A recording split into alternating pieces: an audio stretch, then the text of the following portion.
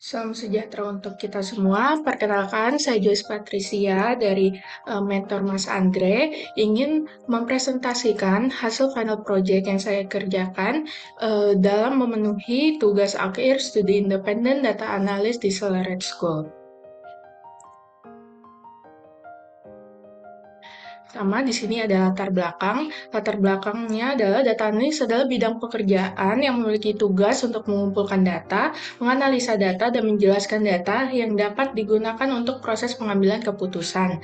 Data yang dikerjakan oleh seorang data analis tidak hanya satu tipe data saja.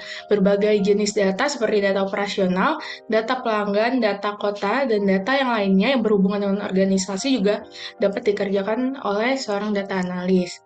Ditugaskan di final project ini sebagai tahap penilaian akhir kegiatan studi independen.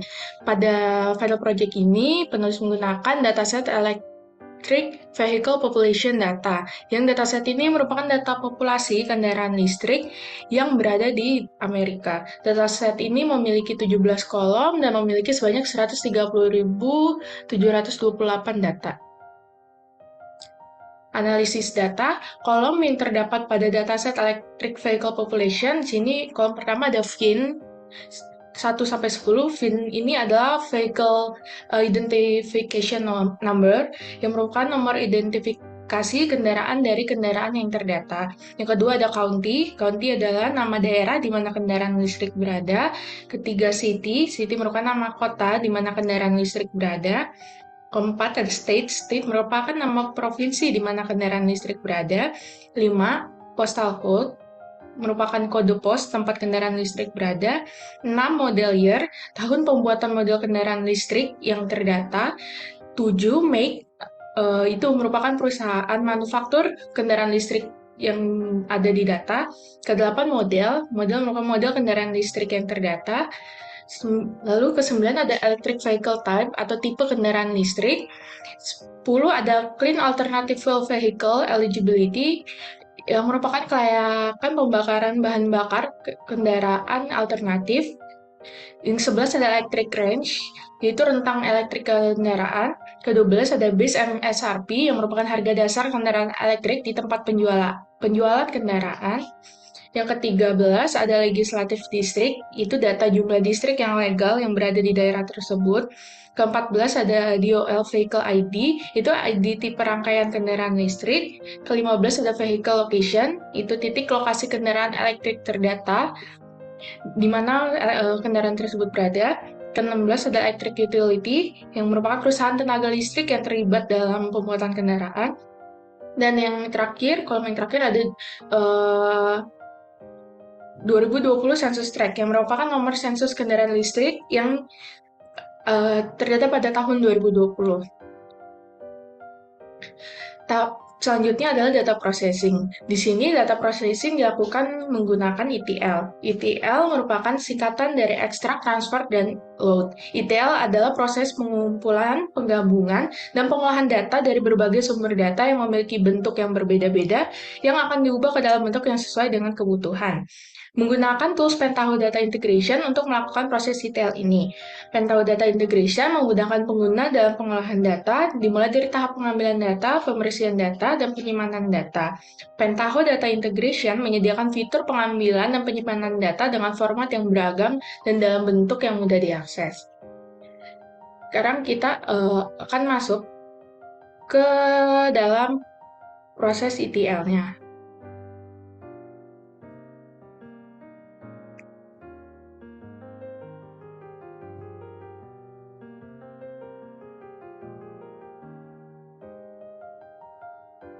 Ya, di sini proses ETL-nya.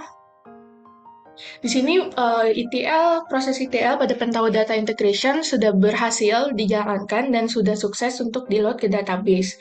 Tahap pertama di sini adalah ekstrak data dengan menggunakan CSV file input. CSV file input ini digunakan untuk melakukan ekstrak data pada data dengan tipe data CSV. Di sini kita masukkan dahulu datanya di sebelah sini, lalu kita set delimiternya. Delimiter pada data asal yaitu titik koma, sehingga di sini kita set supaya data bisa terbaca. Lalu kita get fields untuk mendapatkan fields yang ada pada data tersebut. Lalu kita bisa lakukan preview untuk melihat datanya.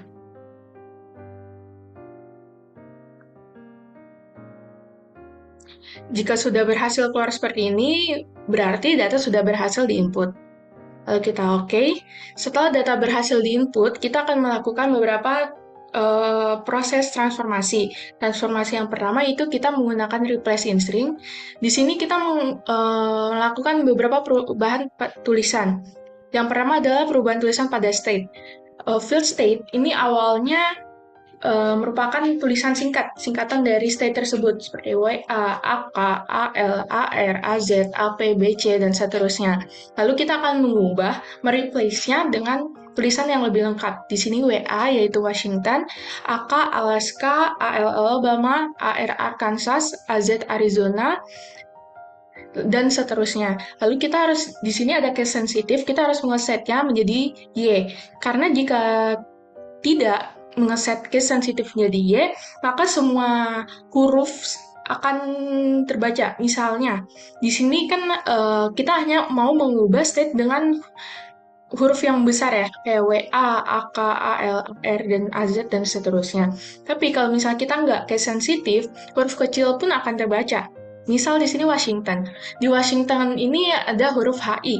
Di sini HI merupakan Hawaii. Jika kita tidak mengeset case sensitif, maka di sini Washington akan berubah menjadi Hawaiian, di mana HI ini akan diubah menjadi Hawaii.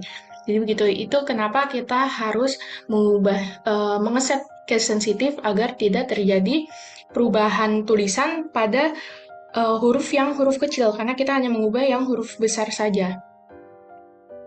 Lalu selanjutnya, di sini juga di replace in string, kita juga melakukan perubahan pada field vehicle location. Kita menghapus kata point yang ada di vehicle location, kita menghapus tanda kurung buka, kita menghapus tanda kurung tutup, dan kita mengganti spasi yang ada menjadi koma. Jadi vehicle location ini merupakan data titik lokasi. Selanjutnya, kita menggunakan split location. Split location ini dari step split fields, di mana kita akan memisahkan data yang ada pada field vehicle location. Field vehicle location ini tadi merupakan titik latitude longitude. Jadinya kita di sini buat field baru yaitu longitude dan latitude, kita atur tipe datanya yaitu string dan panjangnya 50. Dan ini bagaimana dipisahkannya, berdasarkan apa? Di sini kita set berdasarkan tanda koma. Jadi nanti vehicle location ini sudah akan terpisah menjadi latitude dan longitude berdasarkan datanya.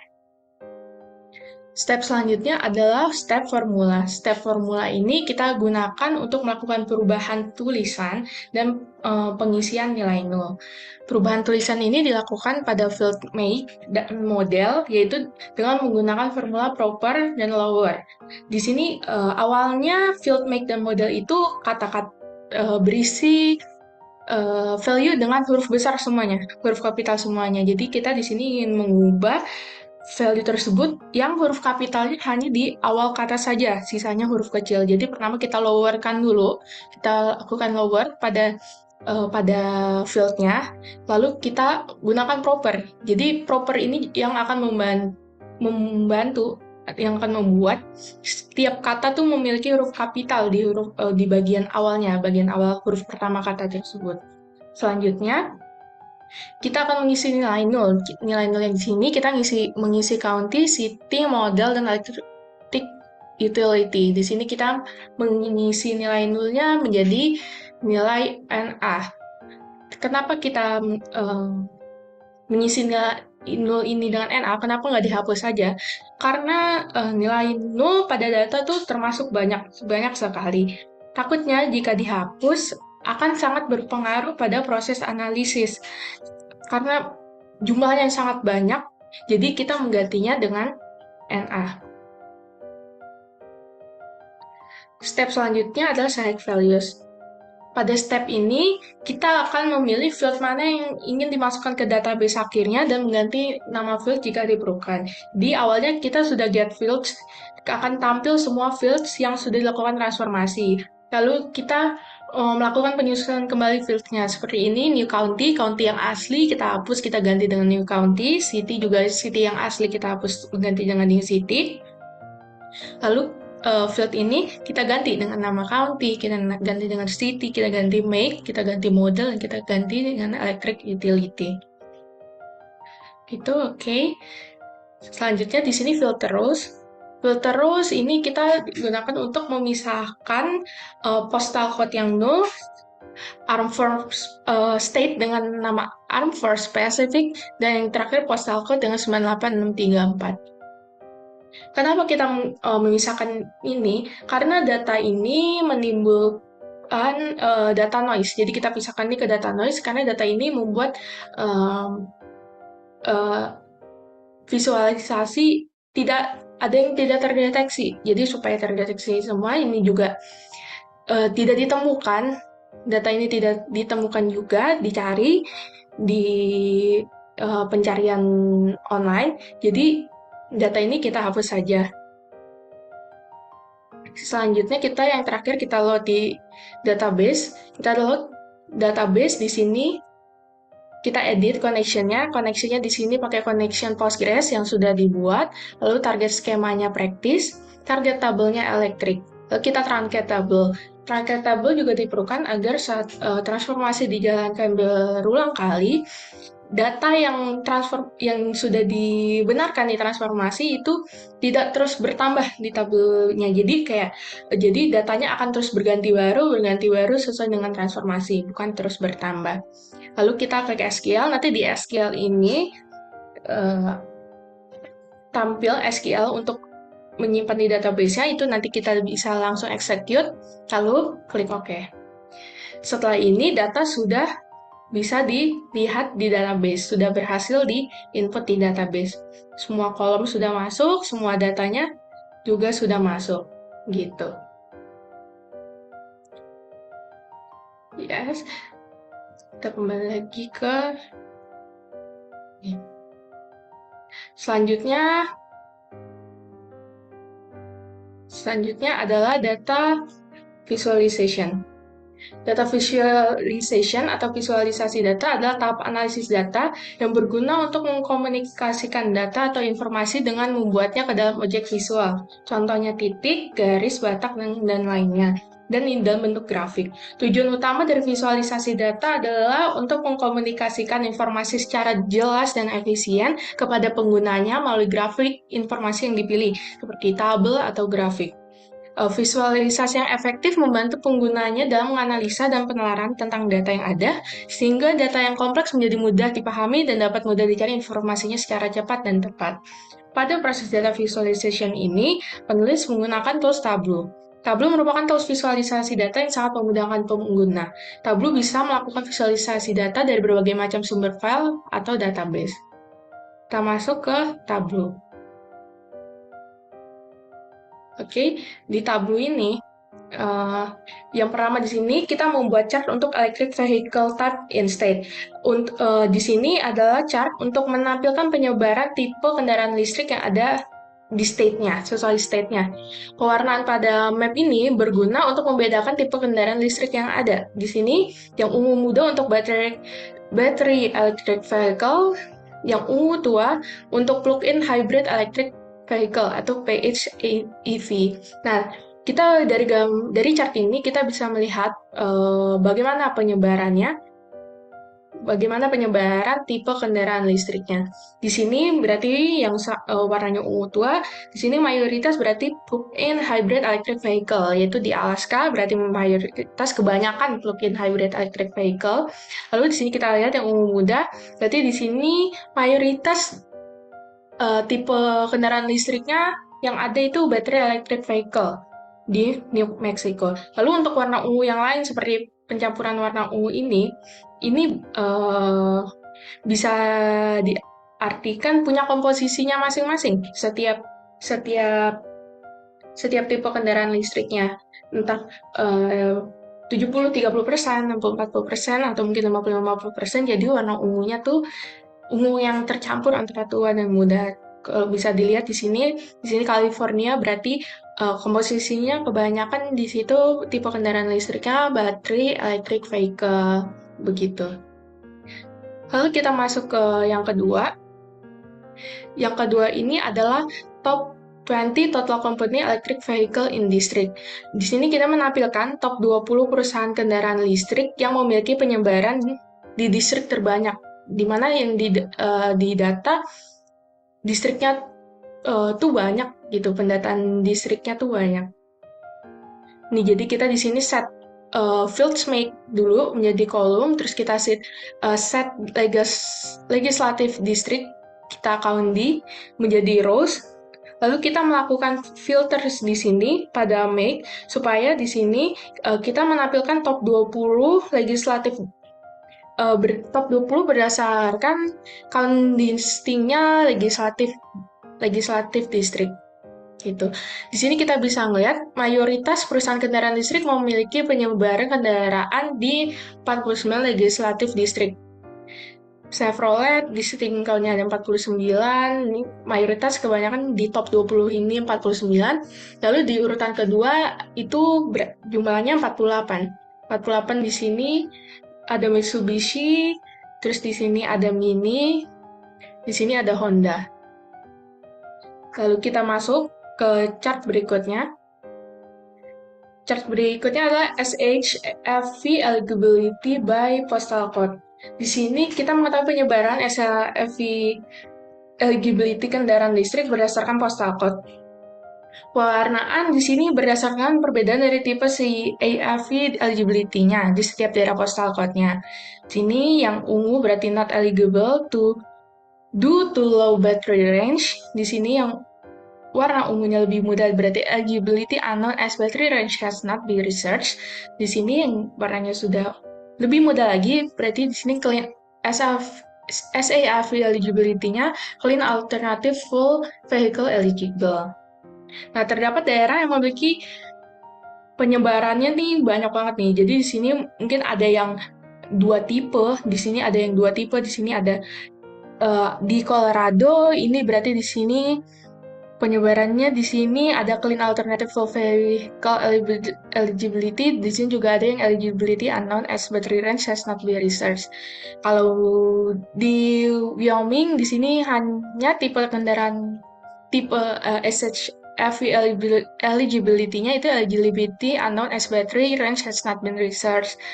Lalu untuk di Utah di sini CAFV eligibility-nya not eligible due to low battery range. Kita masuk ke visualisasi yang keempat. Di sini census tract by model in 2020. Di sini kita menggunakan tree map untuk menampilkan perbedaan banyaknya census tract pada tahun 2020 di setiap modelnya. Di sini besar kotaknya dan pewarnaan pada tree map menandakan besar kecilnya banyak census tract pada tahun 2020 pada model kendaraan listrik. Di sini model 3 di sini terdapat 25.310 sensus, model Y terdapat 22.078 sensus, selanjutnya ada Leaf di sini terdapat 12.960, lalu ada model S sebesar 7.359, lalu ada model Bolt EV sebesar 5.334, lalu ada Volt sebesar 4.876. Bisa kita lihat dari kotaknya ya, dari yang terbanyak sampai bawah tuh semakin kecil itu juga menandakan besar banyak sensusnya, dan juga warnanya juga semakin lama semakin berubah sesuai dengan warna yang ditentukan. Semakin kecil warnanya semakin pink, semakin besar warnanya semakin ungu. Gitu. Lalu selanjutnya kita masuk ke visualisasi yang kelima. Visualisasi yang kelima ini ada top 10 city have most model. Di sini menampilkan 10 kota teratas yang memiliki model kendaraan listrik terbanyak. Di sini menggunakan bar chart. Yang pertama di sini kita harus menaruh field city dulu di bagian columns, lalu kita menaruh model yang kita lakukan distinct count di bagian rows, dan kita mengeset filters di city untuk menampilkan top 10 model top 10 berdasarkan model count distinct. Oke. Nah, kini kita bisa lihat paling banyak di sini ada Seattle. Di Seattle memiliki 109 model kendaraan listrik. Kalau di sini yang kedua ada Bellevue ada 102 model kendaraan listrik. Selanjutnya ada Kirkland di sini memiliki 94 kendaraan listrik. Lalu ada Samamis memiliki 94 dan seterusnya. Di sini ada Vancouver memiliki 96 model kendaraan listrik. Begitu. Keberagaman model yang ada di satu kota berarti ini bisa dikatakan cukup banyak ya, sampai 90, 100, dan bisa juga kita katakan bahwa penyebaran model kendaraan listrik di kota tuh cukup sama dan merata. Selanjutnya kita visualisasi selanjutnya adalah grafik total company electric vehicle in every model year. Di sini menggunakan line chart untuk melihat perbedaan total dari company mengeluarkan electric vehicle setiap tahunnya. Pertama kita atur field model year dulu pada kolom, dan kita atur make yang kita lakukan count pada bagian rows, dan kita melakukan filter pada make. Filter pada make ini bisa digunakan untuk memilih perusahaan mana yang akan kita lihat perbedaan setiap tahunnya. Di sini contohnya kita menggunakan perusahaan Nissan. Kalau Nissan di sini kita melihat titik terendahnya ada di 456 model yang dibuat 2021. Lalu yang paling tinggi ada 1922, di mana berarti Nissan ini mengeluarkan mobil banyak mengeluarkan mobil banyak pada tahun 2013 sebanyak 1922 kendaraan listrik, bukan mobil, kendaraan listrik. Di sini paling sedikit kendaraan listrik di 496 pada tahun 2021. Lalu jika kita ingin melihat Mini. Nah, di Mini ini berbeda lagi. Di sini pada perusahaan ini dia mengeluarkan paling banyak di tahun 2022 dan 2023 sebanyak 219 kendaraan listrik, dan paling sedikit di 2020 dia hanya mengeluarkan 3 kendaraan listrik. Terus misalnya yang lain kita ingin melihat Mercedes-Benz. Mercedes-Benz juga paling banyak di 2023, yaitu mengeluarkan sebanyak 207 kendaraan, dan paling sedikit di 2015 mengeluarkan 23 kendaraan listrik. Gitu. Lalu kita akan masuk ke visualisasi data selanjutnya. Visualisasi data selanjutnya adalah percent DOL vehicle ID every CAV eligibility. Di sini merupakan presentasi data dari presentasi dari DOL Vehicle ID yang ada setiap CAV eligibility yang divisualisasikan dengan menggunakan pie chart. Pewarnaan dilakukan berdasarkan perbedaan CAV eligibility, dan besarnya persentase didasarkan oleh perhitungan count dari DOL Vehicle ID. Di sini persenannya berdasarkan ini, dan warnanya berdasarkan clean CAV eligibility-nya. Nah, kita bisa lihat ya, yang paling banyak di sini presentasenya adalah untuk CAV eligibility clean alternative full vehicle eligible. Dia eligible CAV-nya, yaitu terdapat 46,42%. Selanjutnya ada 40,97%, yaitu CAV eligibility unknown as battery range has not been researched. Dan yang terakhir di sini paling kecil ada 12,61%, yaitu not eligible to low battery range. Kita masuk ke visualisasi data selanjutnya. Visualisasi data selanjutnya adalah total electric vehicle model last 10 years. Di sini kita menggunakan chart untuk melihat perbedaan jumlah model kendaraan listrik yang ada setiap tahunnya. Di sini 2013 sampai 2023 kita atur dengan menggunakan filter model year. Lalu pada kolom kita taruh field model year, pada rows kita taruh field model year yang kita lakukan perhitungan count.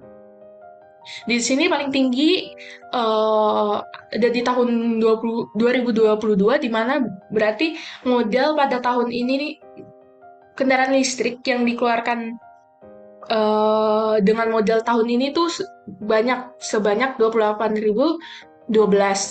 Lalu di tahun 2023 18.217. Di sini bisa kita lihat tuh grafiknya naik turun ya. Di sini kita sempat turun di tahun 2014 yaitu 3.591, lalu naik terus hingga pada tahun 2018 yaitu pada angka 14.354 setiap tahunnya dikeluarkan kendaraan listrik, lalu turun lagi dan naik lagi secara memuncak di tahun 2022 ini yang 28.012 begitu. Selanjutnya kita akan masuk ke visualisasi selanjutnya lagi. Di sini itu visualisasi top 10 total electric vehicle made by company. Nah, di sini kita melihat perbedaan total kendaraan listrik yang dibuat oleh 10 perusahaan dengan total terbanyak dengan menggunakan line chart. Kita di sini menggunakan line chart. Pertama kita atur fields-nya dulu. Fields make kita taruh di kolom, lalu fields make yang kita lakukan count kita taruh di rows, dan kita melakukan filters pakai make lagi. Make ini adalah nama list perusahaan yang mengeluarkan kendaraan listrik. Nah, filters make ini kita gunakan untuk mengatur top 10 tadi ya, top 10 berdasarkan make count-nya. Nah, di sini kita bisa lihat paling tinggi tuh Tesla. Perusahaan Tesla di sini mengeluarkan sejauh ini sebanyak 59.627 kendaraan. Lalu yang paling rendah di sini Audi. Audi di sini 2.622 kendaraan. Ini dalam top 10 dengan total terbanyak ya. Berarti di sini urutan pertama ada Tesla, berarti urutan ke-10-nya adalah Audi. Audi di sini 2.622 kendaraan. Kita lihat ya Tesla nih cukup memiliki perbedaan yang jauh ya dibanding perusahaan yang lainnya. Berarti kita bisa bilang di sini Tesla tuh cukup banyak memproduksi kendaraan listrik yang diperjualbelikan tuh banyak gitu. Selanjutnya kita masuk ke percentage electric vehicle type by top 10 companies. Nah, ini visualisasi terakhir yang menggunakan pie chart untuk menggambarkan persentase perbedaan banyaknya setiap tipe kendaraan listrik di 10 perusahaan teratas.